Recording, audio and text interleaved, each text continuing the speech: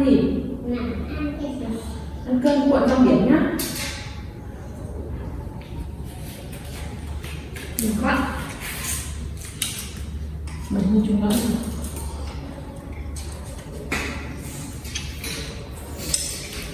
Cô ăn rau biển. Mình ăn rau biển.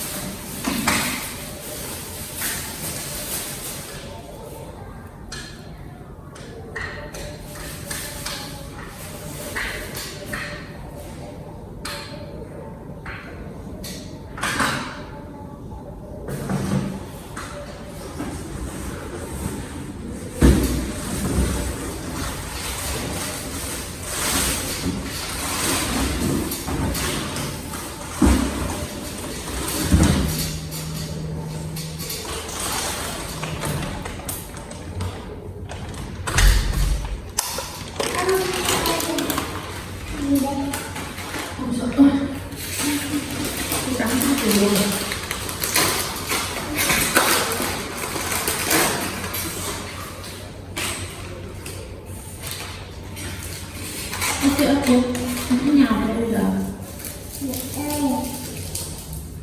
Thời tiết này hay lắm. Nào há mồm nào.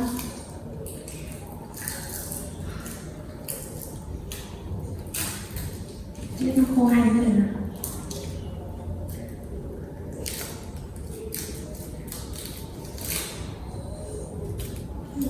Nào, nó bị giòn không quặn được đây nào. Thôi đây nó nghỉ.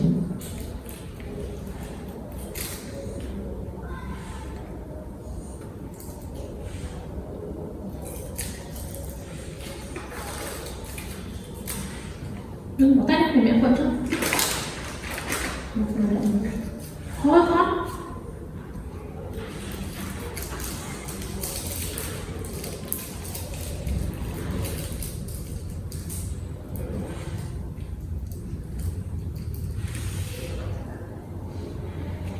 Nước chưa?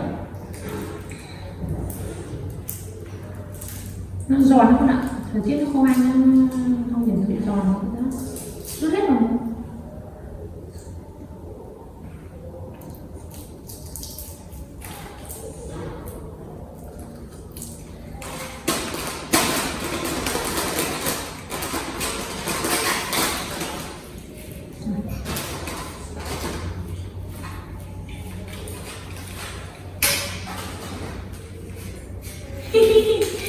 Ai giấu hay nhỉ?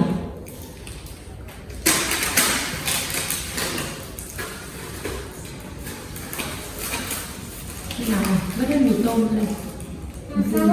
Bưởi Làm cái việc tôm gì? quá. Hai vớt Nó gì đấy? quần luôn ạ. Nó bị rách à? Ừ. Nó bị rách một tí à? Đấy, khổ thế. Nó bị rách cái à? Ừ.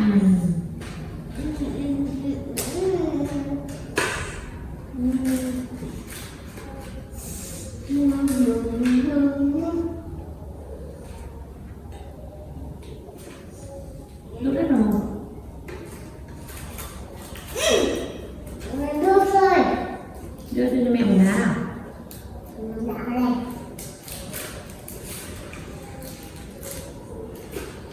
Đấy đi. Con rút vào một. Không thể giòn quá. Út à. Nha. Đây. Út à. Nha luôn đi. Xin nhỉ. Để em bé xin thế nhỉ.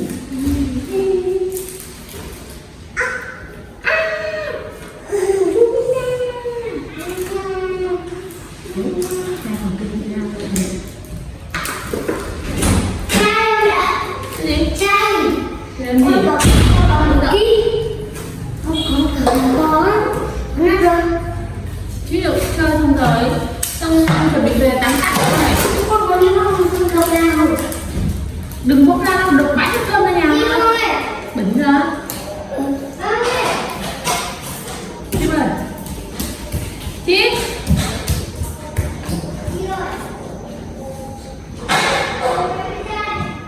Ôi lộn rồi.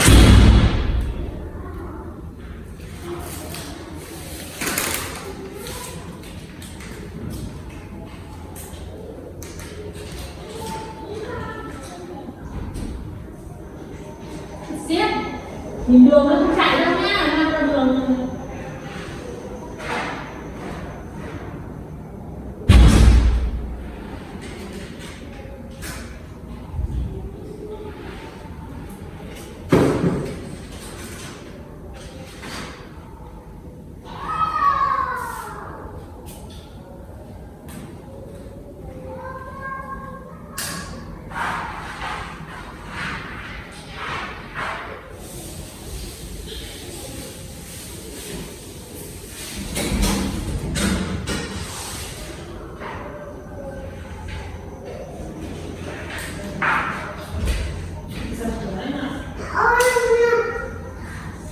Nhà đấy cũng được thôi, để mẹ mở cửa bếp đi nấu cửa bếp đi.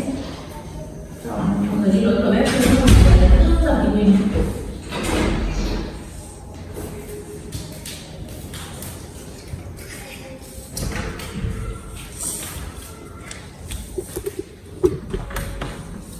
Tại chim cho mẹ vợ phúc. Hạnh phúc của mẹ. Trái tích của mẹ và tặng hạnh phúc. Mẹ cảm ơn, đẹp quá. Đẹp quá. Hạnh phúc của mẹ.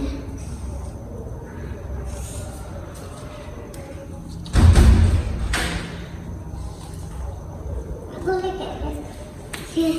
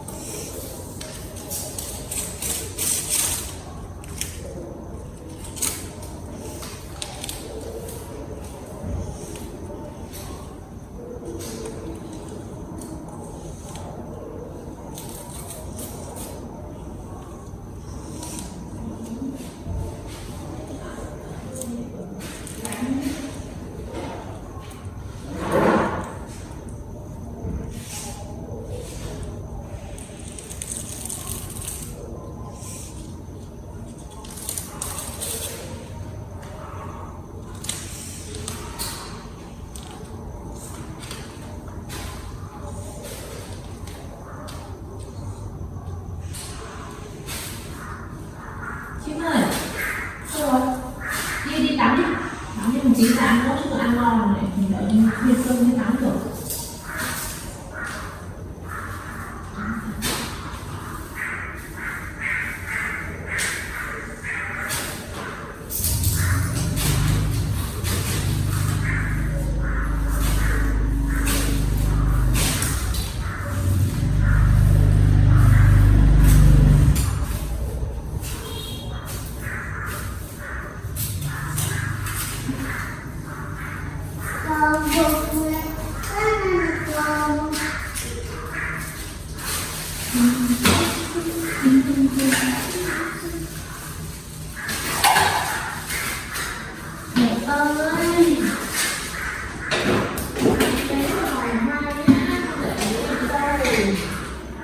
Mình tránh mê nó ra này. Mẹ cứ lọ. Bây giờ lại cho con. Giờ lại cho con rồi. Mẹ làm sao? Mình lại cho con rồi. Nó mẹ bé nó không đi đâu. Nó không bé, nó đi đâu không được.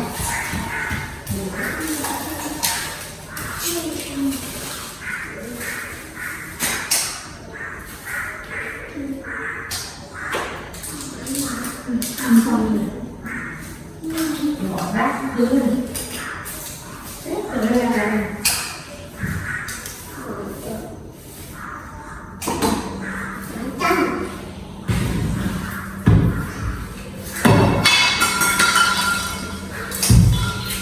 thôi chứ mà bật được thôi, bật lên bật xuống thì nó sẽ bị hỏng.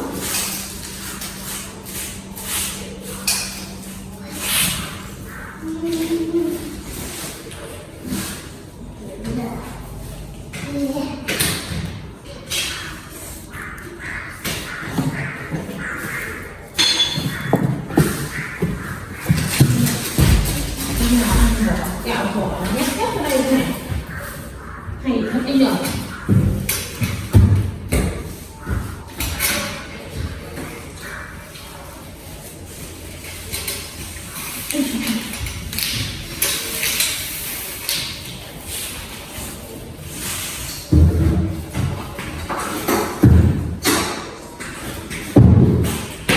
Hôm nay mua được một chiếc của thùng sắt rồi.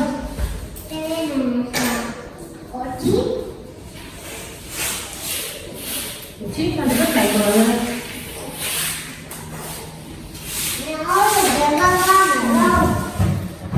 Vậy chơi như này dính ẩm được thì nó rất hết mất như này.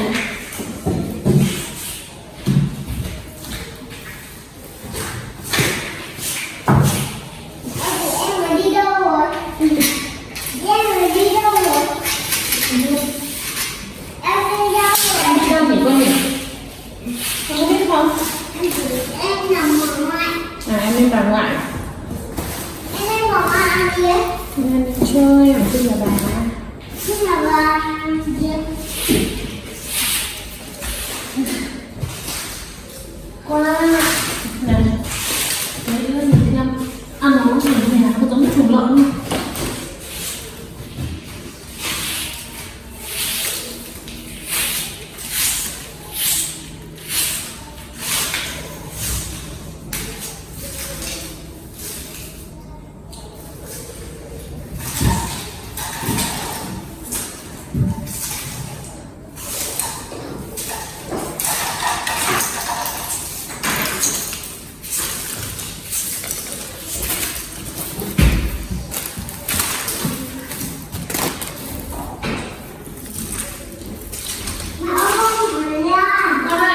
Nếu mà đi xa thì đi lối cửa bếp. Bây giờ mọi người nếu nay ngại nó thì đi lối cửa bếp đi. Chứ cái cửa đấy nó hút gió, mọi người cứ đi ra đi vào cửa nó không hút đập của mình đi. Đỡ tí.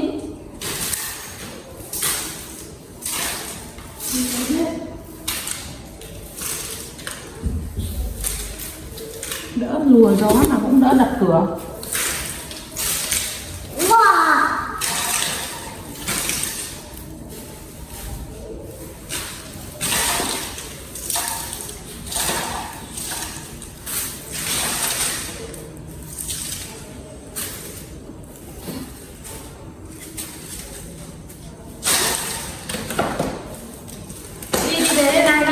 về thì tắm cho nha.